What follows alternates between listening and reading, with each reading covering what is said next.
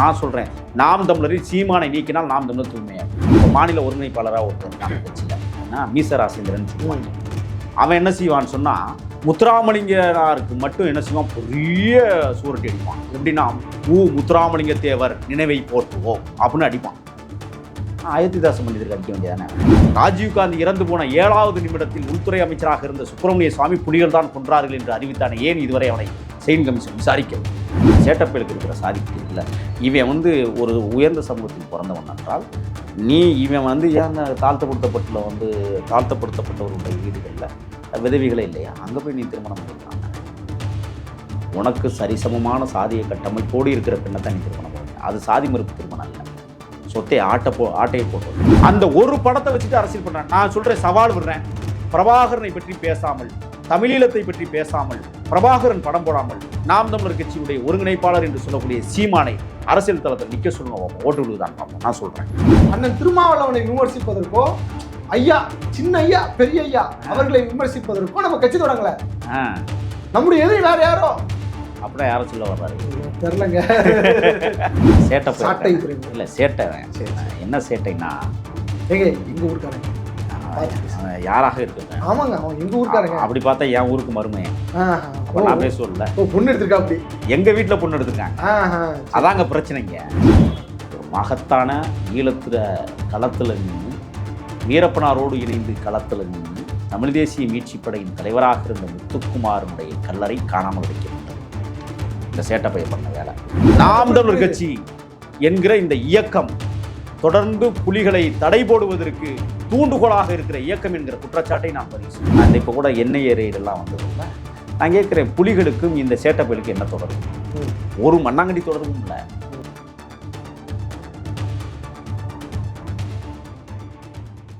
இப்போ சமீபத்தில் நம்ம சாட்டை துரைமுருகன் இருக்கார்ல, அவர் சீமான் போன்ற நபர்கள் திடீர்னு திருமாவளவன் மேல கரிசனம் ஒரு ஒரு ஒரு பாசம் பிணைப்பு அப்படியே பின்னி பெடல் எடுக்கிறாங்களே, என்ன நினைக்கிய? கவனமா இருக்கணும், கவனமா இருக்கணும். ஏன்னு கேக்குறீங்களா? இல்ல தொடர், நீங்க அப்படி நினைக்காதீங்க. ஆமா, அதாவது சீமான் அவர்கள் கட்சி, நீங்க அந்த இது பாத்தீங்களா? பாத்துட்டேன் சொல்லுங்க. நம்ம சேனல்ல ஒருத்தர் பேசிருப்பாரு, சேர்மதுரன் சொல்லி விசிகா காரர் ஒருத்தர் பேசும்போது சொல்லுவாரு, இல்லே களவாணி பேல பிதிக்கிறோம். அதுலதான் என்னன்னா சீமான் ஒண்ணு பேசுறாரு. இப்ப இவர் இப்படி பேசிட்டா அப்படி விசிகா காரங்களாம் வழக்கமா திட்டுவாங்க. ஆனா சீமான் என்ன பண்றே, நம்ம கட்சி அதற்காக தொடங்கவில்லை. தலைவர் திருமாவளவனை, அண்ணன் திருமாவளவனை விமர்சிப்பதற்கோ, ஐயா சின்ன ஐயா பெரிய ஐயா அவர்களை விமர்சிப்பதற்கோ நம்ம கட்சி தொடங்கல. நம்முடைய எதிரி வேற யாரோ அப்படியே யாரும் சொல்ல வர்றாரு தெரியலங்க. நீங்க ஒரு செய்தி, இந்த சாட்டை துறை கேள்வியை முடிச்சிடுறேனே. சீமான் இப்படி பேச சாட்டை துறை முருகன் வச்சு செஞ்சுக்கிட்டே இருக்கான், பேசிக்கிட்டே இருக்கான். இந்த பக்கம் என்ன சீமான் பேசாதீங்க, கட்சி விட்டு ஓடி போயிரு. அது யாரு, நம்ம கமலஹாசன் இருக்கார்ல, அதோ கதவு திறந்திருக்கிறது வெளில போயிருங்க அப்படின்ற மாதிரி இவரும் பேசுறாரு.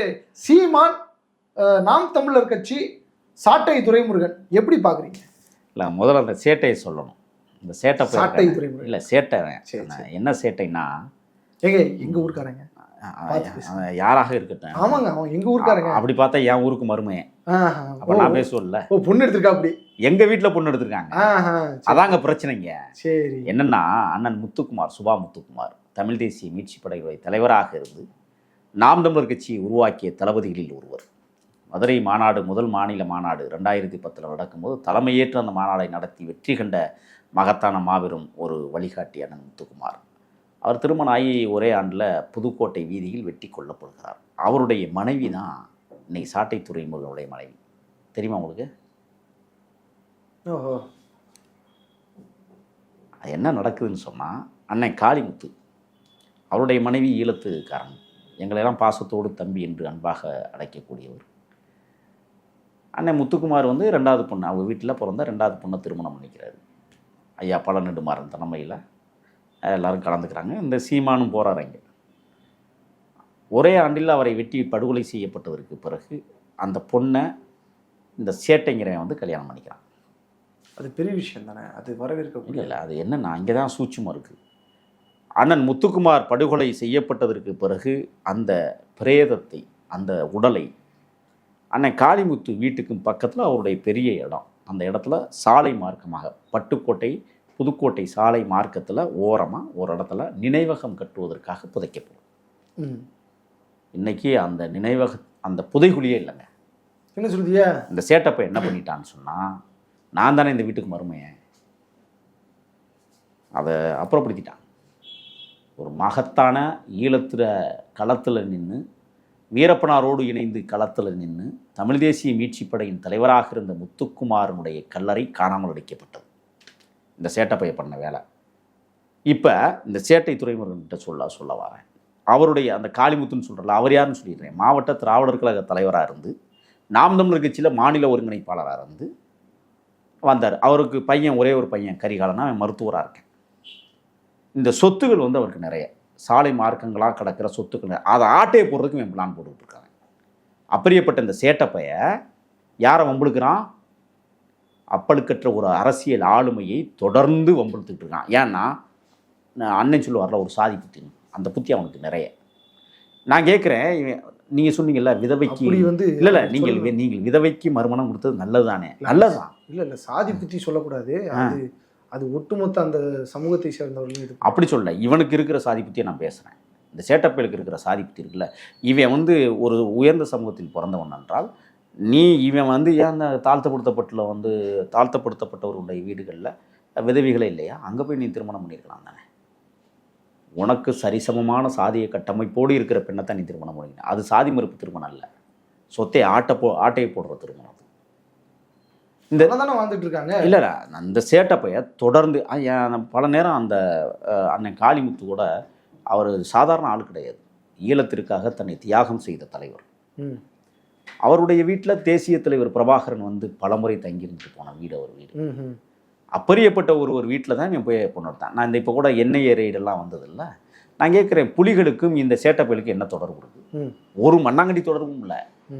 புலிகளை 2 ஆண்டுகளுக்கு ஒரு முறை தடையை நீடிப்பதற்கு தகுந்த காரணங்களை தேடிக்கொண்டிருந்த இந்திய வல்லாதிக்க அரசு என்ஐஏ என்கிற பெயரில் இந்த சேட்டப்பைய வீட்டில எல்லாம் கொண்டே ரெய்டை விட்டு பிரபாகரன் அடங்கிய புத்தகங்களையும் நாள்காட்டிகளையும் எடுத்துட்டு 2 ஆண்டுகளுக்கு தடையை நீடிப்பதற்கு ஒரு வழிவகையை தேடி, நான் சொல்கிறேன், புலிகளுடைய தடையை தமிழ்நாட்டில் இந்தியாவில் தொடர்ந்து நீடிக்க வேண்டும் என்பதில் குறியாக இருக்கிறதே நாம் கட்சி தான்.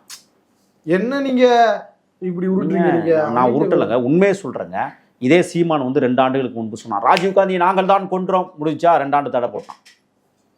இப்போ இவங்க வீட்டுகள் எல்லாம் ரைடு, புலிகள் பணத்தை அனுப்புனாங்களாம். ஏடே, புலிகள் யாருக்கு பணம் அனுப்புவாங்க?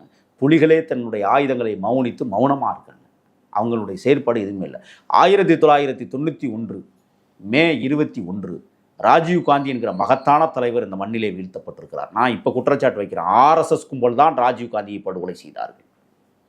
நீங்கள் கேட்கலாம், புலிகள் இல்லையா? பூர்வாங்க விசாரணை தொடங்குவதற்கு முன்னாலேயே ராஜீவ்காந்தி இறந்து போன 7வது நிமிடத்தில் உள்துறை அமைச்சராக இருந்த சுப்பிரமணிய சுவாமி புலிகள் தான் கொன்றார்கள் என்று அறிவித்தானே, ஏன் இதுவரை அவனை செயின் கமிஷன் விசாரிக்கவில்லை? நான் எங்கே வர்றேன்னு சொன்னால், நாம் தமிழர் கட்சி என்கிற இந்த இயக்கம் தொடர்ந்து புலிகளை தடை போடுவதற்கு தூண்டுகோலாக இருக்கிற இயக்கம் என்கிற குற்றச்சாட்டை நான் பதிவு செய்ய கடமை. ஆனால் அவருக்கு தானே பணத்தை கோடியாக குற்ற யார் குற்றுறது? வெளிநாட்டில் இருக்கிற. நான் கேட்குறேன், உழைக்க போன தமிழ்நாட்டு தம்பிகளும் உழைக்க போன தமிழர்களும் ஒரு ஒற்றை தலைவனாக இருக்கிற பிரபாகரன் படத்தை பிரசுரிப்பதால் நம்புகிறார்கள். நான் அண்ணன் திருமாவளவன் மீது ஒரு குற்றச்சாட்டு வைப்பேன். இந்த இடத்துல சேரிகள் முழுவதும் கொண்டு போய் தேசிய தலைவனை சேர்த்த இயக்கமும் சேர்த்த தலைவரும் நீங்கள். ஆனால் இன்றைக்கு பிரபாகரன் படத்தை போட மறந்து காரணத்தால் குத்தகைக்கு எடுத்துக்கிட்டான் நான் தமிழர். அந்த ஒரு படத்தை வச்சுட்டு அரசியல் பண்றேன். நான் சொல்றேன், சவால் விடுறேன், பிரபாகரனை பற்றி பேசாமல், தமிழீழத்தை பற்றி பேசாமல், பிரபாகரன் படம் போடாமல் நாம் தமிழர் கட்சியினுடைய ஒருங்கிணைப்பாளர் என்று சொல்லக்கூடிய சீமானை அரசியல் தளத்தில் நிற்க சொல்லுங்க பார்ப்போம், ஓட்டு விழுதான் பார்ப்போம். நான் சொல்றேன், நீங்க சொல்லுவீங்க சீமானுக்காக அப்படியே மட்டும் ஓட்டு விழுந்து அப்படியே ஆட்டி 31 லட்சம் வாக்குகள் வாங்கியிருக்கிறார்கள், மதிக்கக்கூடிய இடத்தில் நிற்கிறார்கள். அதை நம்ம ஏற்று தான் ஆகணும், அதை மாற்றுக்கிறது இல்லை. ஆனால் அவர்கள் எதை பிரதிபலித்தார்கள்? பிரபாகரன் எதை வைத்து அரசியல் செய்தார்கள்? அது தமிழில ரத்தத்தை வச்சு அரசியல் செஞ்சாங்க. இப்போ நான் சேட்டை பக்கம் வர்றேன். இவங்களுக்கும் புலிகளுக்கும் ஏதாவது தொடர்பு இருக்கா? புலிகள் இவங்களுக்கு பணம் கொடுத்து தான் நாம் தமிழர், நான் கூட இருந்து பயணித்தவன், எனக்கு தெரியும். இவங்க எங்கெங்கே ஆட்டையை போடுவாங்கன்னு எனக்கு தெரியும். காவிரி நதிநீர் பிரச்சனைக்காக ஒரு தம்பி தீக்குளிச்சு செத்தான் தெரியுமா? ம். அவனுடைய தாயார் இன்னைக்கு என்னோட தொடர்பில் இருக்காங்க. அவங்களுடைய அழைப்பு கூட நான் எடுக்க முடியல. அந்த விக்னேஸ்வரன் என்ன செய்யறான்? சாதாரண நாம் தமிழர் உறுப்பினராக இருக்கேன், செத்து முடிச்ச பிறகு மாவட்ட மாணவர்னு அறிவிச்சு மாலையை போடுறாங்க. உங்களுடைய பித்தலாட்டம் எவ்வளோ பெரிய பித்தலாட்டம்! அந்த அம்மாவுக்கு கண்ணு தெரியலன்னு சொன்னதுக்கு பிறகு கண் ஆபரேஷனுக்கு உலக நாடுகள் முழுக்க பல லட்சங்களை வசூல் பண்ணி தின்ட்டாங்க. அந்த அம்மா கண் ஆபரேஷன் இல்லையா? அந்த அம்மா இலவச கண் மருத்துவமனையில் ஆபரேஷன் பண்ணிட்டு வந்துச்சு. அப்ப இவங்க பண்ணி வைக்கலையா? இவங்க பண்ணல. இவங்களுடைய லட்சணமே அதுதான். அப்ப இப்ப சீமான் யார்? முதல்ல இந்த இயக்கம் தொடங்குகிற போது ஒரு ஃபேவரட் ஃபேஸ், ஒரு முகம் தெரிந்த நபர் வேண்டும் என்பதற்காக சரி ராமேஸ்வரம் பொதுக்கூட்டத்தில் வீரவசனம் பேசி எல்லாம் நல்லா பேசினாரு. அவரை முன்னிறுத்துவோம் சொல்லிட்டு நடிகர் மணிவண்ணன் அப்பா, இயக்குனர் அமீர் போன்றவர்கள்லாம் முன்னிலைப்படுத்தி தான் சீமானை வந்து தற்காலிக தலைமை ஒருங்கிணைப்பாளராக போடுறாங்க. ஒருங்கிணைப்பாளர்னு சொல்லிட்டு ஒரு 4 பேரை போடுறாங்க. அதில் சுபா முத்துக்குமாரும் ஒரு ஆள். நான் சொல்கிறேன், தற்காலிக ஒருங்கிணைப்பாளர் எப்படி இப்போ வந்து 15 வருஷமாக தொடர்ந்து தலைமை ஒருங்கிணைப்பாளராக இருக்கும். நான் சொல்கிறேன், நாம் தமிழரில் சீமானை நீக்கினால் நாம் தமிழர் தூய்மையாக இருக்கும். ஆமாங்க, சிரிக்காதீங்க, உண்மை. இன்னைக்கு அது ஒரு கல்லூரின்னு சொல்லுவேன். அந்த கட்சி என்ன செய்வாங்கன்னா, உள்ளே வருவானுங்க, 3 வருஷம் இருப்பானுங்க, கல்லூரி படிப்பு முடிஞ்சோடனே காரி துப்பி விட்டு வெளியில் போயிடுவாங்க. இதுதான் நாம் தமிழர் கட்சி. அப்போ இவங்களுடைய இந்த புலிகள் என்கிற ஒரு ஒற்றை வாசகத்தை வைத்து இயக்கம் நடத்துகிற இந்த சீமான் போன்ற தற்குறிகள் இப்போ அண்ணன் திருமாவை என்ன சொல்கிறாரு? அந்த தலைவனை அவரை விமர்சிப்பதற்காக நம்ம கட்சி தொடங்கவில்லை, அதோட சேர்த்துக்கோங்க சின்னையா ஐயா, சின்னையா தியாக தலைவர்ல. ஆமா, அவர்களை விமர்சிப்ப நான் என்ன கேட்குறேன்னா, யாரோட கொண்டு ஒப்பிடுறீங்க சொல்லுங்க பார்ப்போம். ஏங்க அப்ப இல்ல சீமான் எந்த மாதிரி அரசியல் எடுத்திருக்கிறா தெரியுமா? நான் சொல்றேன், நாம் தமிழர் கட்சியில் இன்றைக்கு அதிகமாக இருக்கக்கூடிய உறுப்பினர்கள் யாருன்னா தாழ்த்தப்படுத்தப்பட்ட மக்கள்ல இருக்கிற இளைஞர்கள். தக்க வைப்பதற்கு இந்த ஒரு வார்த்தை. அடுத்து நீங்க அதான் அரசியல் மேடையில பேசும்போது எல்லா சாதி தலைவர் பேரையும், ஆமா, நீங்க எல்லா சாதியில இருக்கக்கூடிய தலைவர் நீங்க இங்க ஒருத்தர் இருக்கான், இப்ப மாநில ஒருங்கிணைப்பாளராக ஒருத்தர் இருக்கான் அந்த கட்சியில, என்ன மீசராசேந்திரன் சொல்லுவாங்க. அவன் என்ன செய்வான்னு சொன்னா, முத்துராமலிங்கருக்கு மட்டும் என்ன செய்வான், பெரிய சூரட்டி அடிப்பான். எப்படின்னா, முத்துராமலிங்க தேவர் நினைவை போற்றுவோம் அப்படின்னு அடிப்பான். அயோத்திதாச பண்டிதருக்கு அடிக்க வேண்டியதானே அவன். இவங்களுடைய லட்சணம் எங்க இருக்குன்னு பார்த்தீங்களா? சாதியத்தை மையமாக வைத்து இயங்கக்கூடிய ஒரு இயக்கம், முதன்மையான இயக்கம் என்றால் அது நாம் தமிழர் மட்டும்தான். குற்றச்சாட்டு வைக்கிறேன். ஒரு கட்சினா எல்லா சாதிக்கார தலைவர்களையும் வச்சு எல்லா பசங்களையும் ஆட்டையை போட்டு வச்சுக்கணும்னு அவர் நினைக்கலன்னு தப்பு இல்ல. நான் என்ன கேட்கறேன்னா, அப்ப நீ என்ன செய்யற? தமிழ் தேசிய விடுதலைக்கான அரசியலை செய்யலைன்னு நீ அதுவும் இருக்கு இல்ல? எங்க இருக்கு? ஆமா, அதுவும் இருக்கு. சாதியத்தை கையில் எடுத்துக்கிட்டு நீங்க தமிழ் தேசியத்தை ஒழிச்சிருவீங்க, வளர்த்துருவீங்களா? சொல்லுங்க சொல்லுங்க பார்ப்போம். அதுக்கு தான் சாதி ஒழிப்பே மக்கள் விடுதலைங்கிற மகத்தான தத்துவத்தை இந்த மண்ணிற்கு வழங்கி விட்டு தான் களத்தில் நிற்கிறார் அண்ணன் திருமாவளவன். நான் கேட்குறேன், அதை விடவா நீ அரசியல் செஞ்சுட்ட? அந்த அரசியலை விடவா உன்னுடைய பண்பட்ட அரசியல்? நீ செய்கிற ஒவ்வொரு அயோக்கியத்தனமும் இன்னைக்கு வெளிச்சத்துக்கு வந்து. அண்ணன் இதுக்கு வேலைக்காக மாட்டாரு, நான் பார்த்துக்கிறேன்னு தானே சொன்னார். யாரு? சீமான். சொல்லுவார், அவர் சொல்லுவார். நான் என்ன இல்லை நான் என்ன பெரிய மாசை துங்குவர் இல்லைன்னா எர்னஸ்டோ சேக்குவேரா, அவர் அப்படித்தான் சொல்லுவார். வெக்கமாக உள்ளவங்களுக்குலாம் அரசியல் செய்வதற்கு தமிழ்நாட்டில் போலித்தனமான. நான் கேட்குறேன், ஏற்கனவே வந்து நம்ம அண்ணன் வன்னியரசு தான் சொல்லுவார், ஓம் தமிழர் கட்சின்னு சொல்லுவார். இந்த இயக்கத்தையே அப்படித்தான் சொல்லுவார். அவர் மேலே வருத்தப்பட்டிருக்காங்க. அது படுவாங்க. அண்ணன் ஆசைப்பட மாட்டாரா எம்பி சீட்டுக்கு? இப்போ நான் கேட்குறேன், இப்போ கடந்த தேர்தல்கள் எல்லாம் பணக்காரர்கள் கொஞ்சம் கொஞ்சம் பணம் வச்சுக்கிறாங்கன்னா ஏழையாக்கி போண்டியாக்கி விரட்டி விட்டானுங்க. இந்த நாடாளுமன்ற தேர்தலில் கொஞ்சம் பணம் வச்சுக்கிறவனா இப்போ வேட்பாளராக அறிவிப்பார். நான் கேட்குறேன், போன தேர்தலில் நாடாளுமன்ற தேர்தலையும் சரி சட்டமன்ற தேர்தலையும் நிப்பாட்டின ஆளை இந்த தடவை நாடாளுமன்ற தேர்தலில் நிற்க சொல்லுவோம். ஏன்னா இல்லை, போயிட்டான்லாம் எப்பாவும் சங்காத்தமே ஆகாதான்னு. அண்மையிலே கட்சியை விட்டு வெளியேறிய தெற்கு சென்னை மாவட்டத்தினுடைய செயலாளர் புகழேந்தி எனக்கு இனிய நண்பர், கட்சியில் இல்லை, கூடவே இருப்பான், எப்போ பார்த்தாலும் கூடவே திரிவாப்புல, கூடையே சுத்திரியே செவ்வாய் கூடையாவே சுத்துறாப்புல, கூடையாவே சுத்தினாப்புல. ஆனால் இன்னைக்கு எங்க? ஆக அந்த இயக்கம் என்னன்னா திமிர்த்தனமாக, அதான் நான் முதவே சொன்னேன், தலைமை ஒருங்கிணைப்பாளரை மாற்றுங்கள், மாற்றினா தான் இன்னமே அந்த கட்சி சரியா இருக்கும். நீங்கள் மாற்றலைன்னு சொன்னால் இப்படி தான் 3 ஆண்டுகளுக்கு ஒரு முறை ஒரு கூட்டம் வரும், அதுக்கப்புறம் போயிடும். சரி, திருமாவளவன் தோழரை சொல்றது ஓகே, ஏன் அன்புமணி சின்னையா ஐயா இவங்களையும் ஏன் விமர்சிக்க கூடாது? ஏன் பேரை சொன்னா வெக்கமா? யாரு? பெரிய இதுக்குள்ள எவ்வளவு பெரிய சனாதனம் இருக்குன்னு பாருங்க. அண்ணனை போயே அண்ணன் சொல்லல திருமாவளவன், அவங்கள பேரை சொல்லாம சின்னையா பெரியய்யா, என்ன வெண்ணாங்கட்டி ஐயா? நான் கேட்குறேன், வெள்ளக்கட்டி என்ன? அப்போ உனக்குள்ள எவ்வளவு சாதி புத்தி இருக்கு உனக்குள்ள? ஏன் அண்ணன் சொல்லுவே? விடுதலை சிறுத்தைகளுடைய தலைவர் மரியாதைக்குரிய எங்கள் அண்ணன் சொல்லுவாப்போம். அப்படி சொல்லலையே.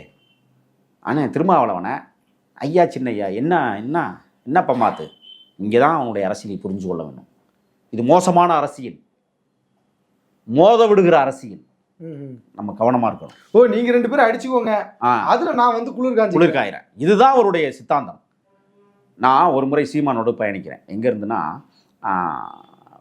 டெல்டா மாவட்டத்தில் ஒரு கூட்டம், சாகுல மீது தலைமையில். அந்த கூட்டத்துக்கு மகிழுந்தில் நாங்கள் 2 பேரும் பயணிக்கிறோம். கூட்டம் முடிஞ்சிருது. இரவு 11 மணிக்கு அங்கேருந்து கிளம்புறோம்.